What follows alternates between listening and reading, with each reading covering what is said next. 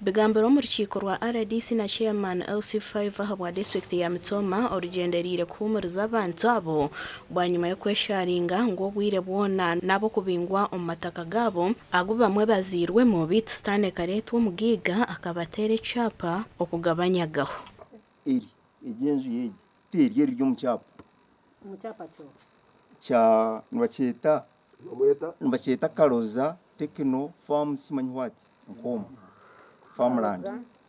abo ko banywa umwanya gwanje kurwo imyanya yona kurga ngatandika kugigura nsanzwe na no nkaga na munana ntandika kugura no mushizo gwitaka iri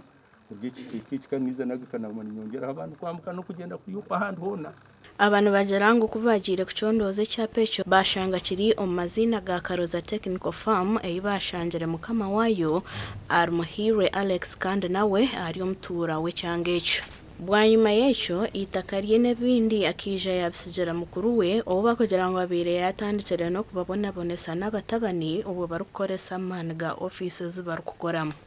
bampa mu report oyina bana bawe bashatu abana abo they are working with the government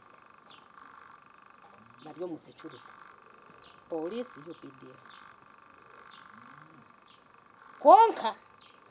bari kukozesa that uniform of ours ejo uniform yitu eyi government twabajwekire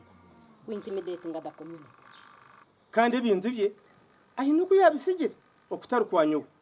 madam therefore hatkunkureba ni intabarizibwa nyibuza ni intabarizibwa ki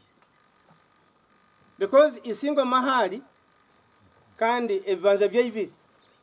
na abire na pimisa amatakage ni intekateka ngo hariho process ya wabanoza kutunga ekyapa there is a process you go through